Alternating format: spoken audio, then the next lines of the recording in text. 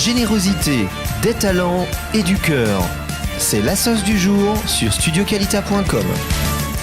Alors si vous nous suivez, vous savez que lorsqu'on parle d'association, on aime vous dévoiler des pans inconnus peut-être pour vous de la société israélienne. Et c'est exactement ce qu'on va faire aujourd'hui. Alors il y a une association très connue en Israël qui s'appelle Hachevra Hageographit et qui se charge d'organiser des voyages un peu particuliers à travers le monde.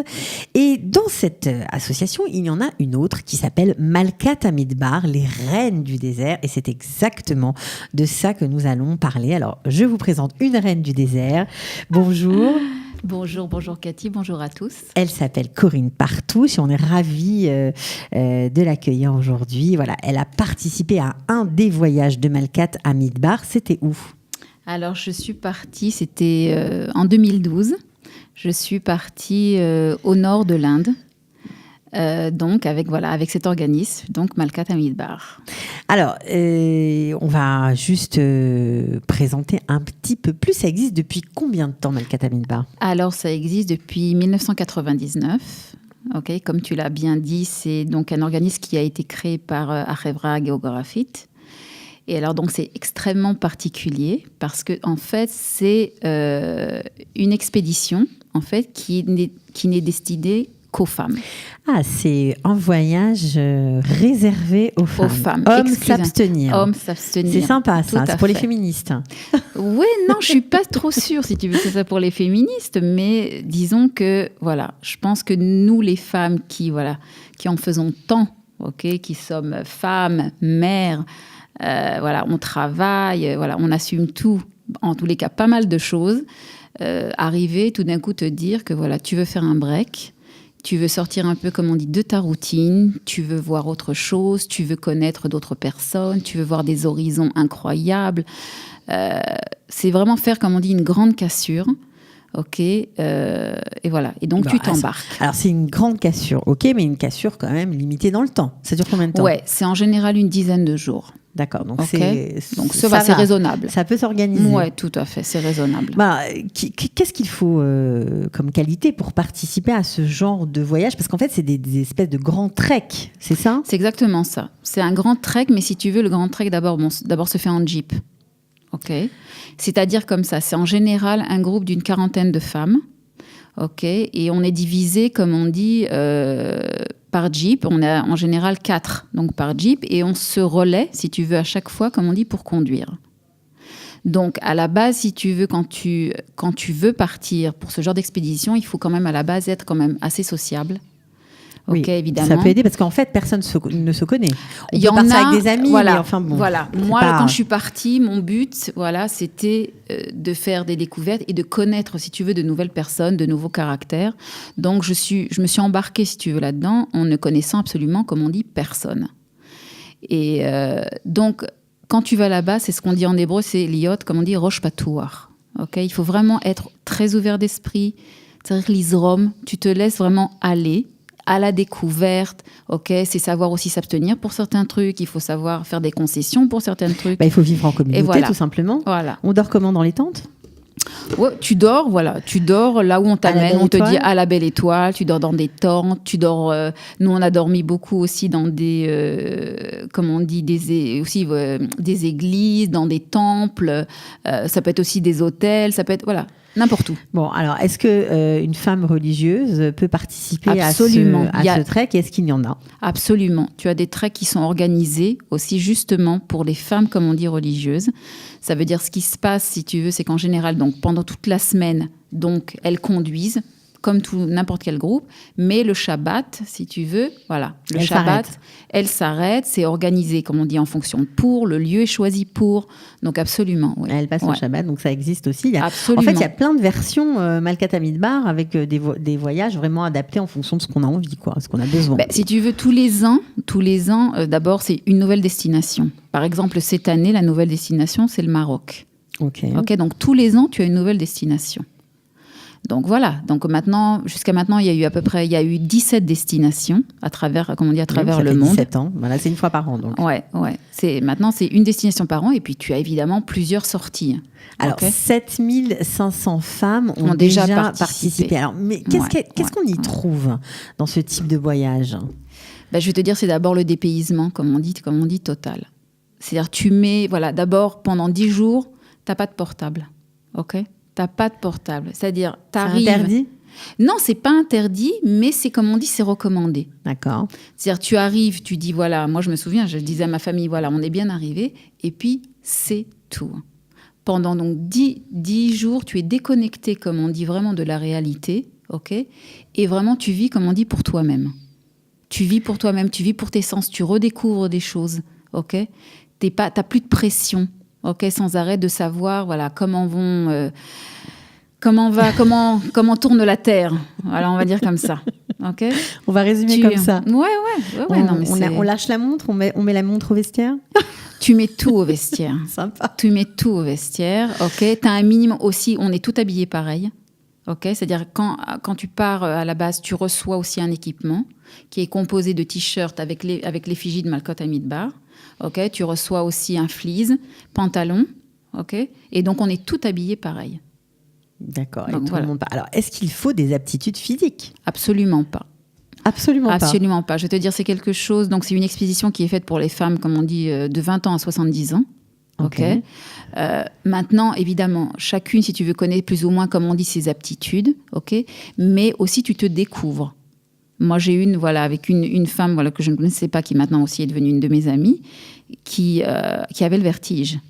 Et à un moment, on devait faire un oméga. Et donc, évidemment, quand tu as le vertige, c'est pas vraiment ça. Non. C'est pas vraiment ça. Donc, maintenant, mais elle voulait le faire. Elle voulait, donc on l'a encouragée. Dépasser ce problème qu'elle a. Et donc, elle a été la première, comme on dit, à le faire. Et ça a été quelque chose de sublime pour elle. Vraiment, une révélation. Alors, c'est un dépassement de soi, Ouais, tout à fait. C'est frôler un peu avec le danger, parce que quand même, vous roulez la nuit, c'est pas toujours oui, très mais safe, tout ça. Oui, mais comme je te dis, si tu veux, chacune aussi doit savoir, comme on dit, ses limites, surtout quand tu conduis. Étant donné que tu es responsable, non seulement de ta personne, mais tu es responsable aussi des 3 autres personnes aussi qui sont avec toi. Mm-hmm. Donc, si tu sens qu'à un moment, tu n'es pas capable, tu ne peux pas, ok, il faut, comme on dit, le reconnaître. Moi, je te dis, à un moment, en Inde, on a conduit, c'était une nuit dans une route extrêmement étroite, et c'était la nuit, mais complète. Et quand notre madrichas est venue, comme on dit, vers nous, elle nous a dit qu'il y avait la possibilité, donc un technicien, si tu veux, qui était avec nous, conduire à votre place. Ouais. Et voilà, on a été quelques-unes, plusieurs jeeps, à dire, voilà, nous, on ne prend pas cette responsabilité, c'est une trop grosse responsabilité. On lui a donné des clés, et voilà. Des accidents peuvent arriver? Tout à fait. Comme je t'ai dit, à la base, c'est pas un Betengav. Betengav, ça veut dire, c'est une expression israélienne pour dire... C'est-à-dire que tu pars pas à l'hôtel, ok, voilà. Donc oui, il y a des risques, il y a déjà eu des accidents. Des accidents mortels, c'est déjà arrivé. Mais bon, voilà, maintenant, c'est en procédure judiciaire, etc. Donc, on va pas rentrer dans les détails. Mais voilà, bon, c'est des choses aussi, comme on dit, qu'il faut savoir. Quand tu vas dans ce genre d'expédition, tu le sais. Okay. Tu le sais, mais voilà. Je me dis, si tu es quand même assez clairvoyante, okay, tu te connais aussi toi-même, okay, tu sais où sont tes limites. Et donc, voilà, il ne faut pas avoir peur. Et tu as des consignes aussi à respecter. Oui, c'est très bien organisé. Il y a une grosse organisation derrière. Très, très grosse. Très grosse organisation. Compte, mais... C'est organisé, bien sûr. C'est organisé, comme on dit... des mois à l'avance, si c'est pas pour dire à chaque fois, chaque truc, au moins 1 an, comme on dit, à l'avance. Il y a un groupe qui part à la base de cet organisme, évidemment, qui va faire les repérages. Et puis, bon, non, tout est vraiment comme tu dis, très bien balisé. Toi, tu ne sais rien. C'est ça, justement, le kiff. Ah oui, alors ça, on se croirait dans Terre Inconnue, là. C'est un peu ça, mais c'est tout à fait ça. Ça veut dire quoi? On connaît juste le nom du pays où on va. Exactement. Et on ne sait rien de ce qui va se passer. Rien du tout. C'est génial. C'est ça tout le kiff. Faut lâcher prise, quoi. C'est exactement. L'ISROM.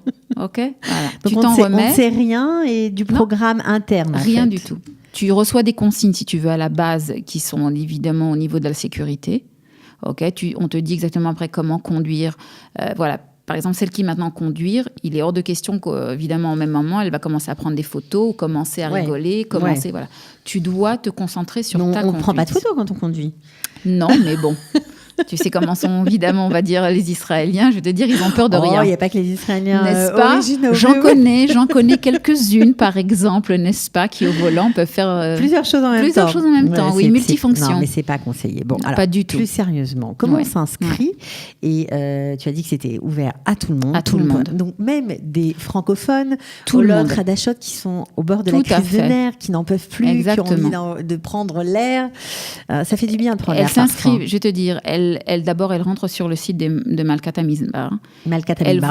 Elle voit exactement quelle est, la même année, si tu veux, le pays.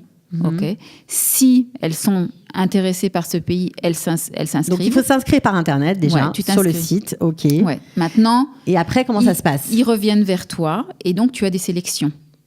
Ah, parce que tout le monde ne peut pas partir. Ils font quand même un petit check. Non, mais il y a quand même, Alors, une sélection, quoi, physique?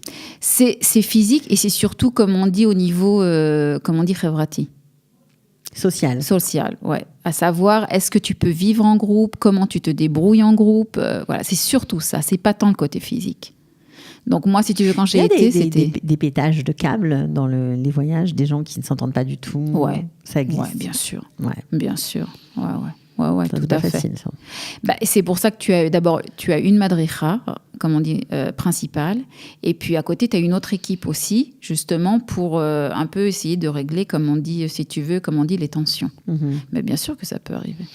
D'accord. Alors, une fois que vous êtes sélectionné in situ, parce qu'ils vous convoquent, j'imagine, dans un endroit à ciel ouvert. Non, la sélection, elle est faite, moi, je l'ai faite à la forêt de Ben Shemen. Okay, c'est une journée complète. Où tu es divisé, comme on dit, en groupes, et pendant toute la journée, tu vas dans différents stands, où tu as différentes, comme on dit, épreuves, comme on dit, à passer. Alors maintenant, tu as un peu des épreuves physiques, mais bon, c'est pas vraiment ça. Mais tu as surtout des épreuves dans le sens où tu as, comme on dit, une situation donnée, et on te demande comment tu vas réagir. C'est surtout ça, comme on dit, qui est pris en compte. Et donc, à la fin de la journée, tu as une fille, si tu veux, qui est responsable, comme on dit, du groupe, et à la fin de la journée, elle fait ton évaluation. Et sur cette évaluation, on te dit si oui ou non tu peux partir. Voilà. Et donc, quelques jours après, tu recevras, comme on dit, la réponse. En général, c'est oui, mais c'est vrai qu'il y a quand même un petit pourcentage aussi de femmes qui ne sont pas sélectionnées. Ouais. Ça parle toutes les langues, j'imagine? Bon, principalement, c'est l'hébreu, mais ouais, sans problème, comme on dit. T'as l'anglais, Il y a de tout. Mais bon, principalement, c'est sûr que c'est l'hébreu, quoi. Bon, alors tout ça a un prix, bien évidemment, c'est pas gratuit. Non, c'est pas gratuit. C'est vrai que ça a un coût. Je te dis en général, entre 10 000 et 15 000 shekels, donc c'est quand même un coût. Mais pour les 10 jours, mais après, tout compris. Tout. Tu ne débourses absolument rien. Rien de rien. Étant donné, en plus, comme j'ai dit à l'origine, ce n'est pas un voyage touristique, donc il n'y a pas de shopping. Oui, c'est ça. Vous allez au cœur des populations, en fait. Vous allez vraiment... Donc une fois, disons, entre guillemets, comme tu dis, tu as déboursé, comme on dit, cette somme-là, c'est tout. Fini. Et ils te disent même à l'origine, tu prends avec toi même $50, c'est tout, ça te suffit. Tu n'as rien besoin d'autre, ce qui est vrai. Tout à fait vrai. D'accord. Alors, Malkat Hamidbar, ça existe aussi pour ceux qui veulent voyager en Israël. Bon, c'est pas aussi loin, mais... Oui, parce que Malkat Hamidbar fait aussi, comme on dit, Shvil Israël. D'accord. Donc ça, je l'ai fait plusieurs fois. Notamment, on l'a fait pendant 3 jours sur les montagnes d'Elat. Alors évidemment, là, ça se fait à pied. Là, il n'y a pas de jeep. C'est très cool. C'est déjà plus court, plus abordable peut-être pour certains. Oui, aussi évidemment au point de vue financier, évidemment ça n'a rien à voir. Ouais. Et c'est très sympa parce qu'évidemment, tu découvres Israël. Tu as des vues, comme on dit, on est un petit pays, mais voilà. On a des vues merveilleuses. Mais merveilleuses, vraiment, que ce soit la montagne, que ce soit le désert, que ce soit la mer, rien ne manque. Et c'est vraiment une manière de découvrir Israël, vraiment avec tout aussi pieds. Très sympa. Il faut aimer marcher. Oui, il faut aimer marcher. Ça, c'est sûr. Alors, juste pour revenir à ce voyage extraordinaire que tu as fait au nord de l'Inde et dans le sud du Népal, quand tu y penses, tu te rappelles de quoi? Je te racontais que voilà, un matin, on nous a fait lever très très tôt, c'est-à-dire aux alentours des 4h30 du matin. Et puis, il y avait un guide en fait qui nous attendait. Et il nous a rien dit du tout, il nous a juste demandé, comme on dit, de le suivre. Et donc... vous avez marché à pied, en voiture, à pied cette fois. Pied, ouais. On a escaladé et on est arrivé en fait en haut d'une montagne. Et là, je vais te dire, tu as le spectacle le plus merveilleux du monde où tu te retrouves en face de la chaîne de l'Himalaya. Et ça a été absolument fantastique.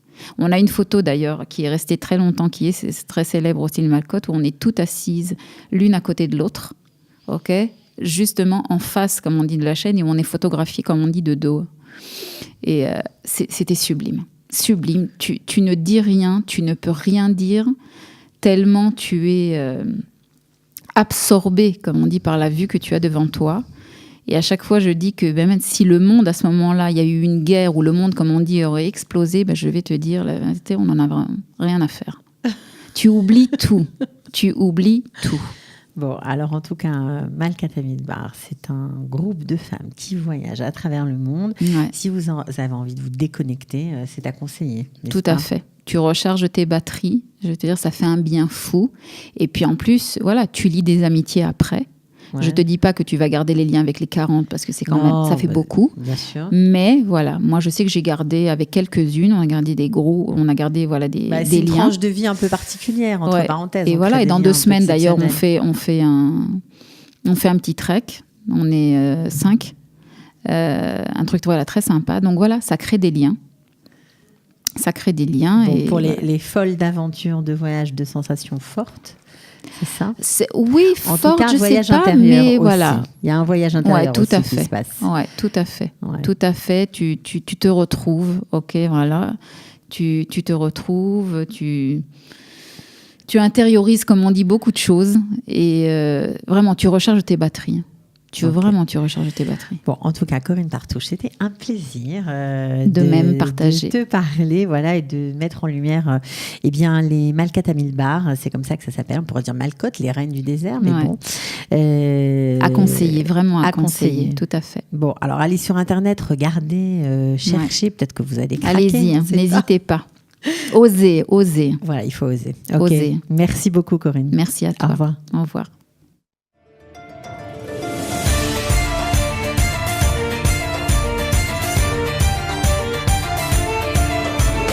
De la générosité, des talents et du cœur, c'est la sauce du jour sur studioqualita.com.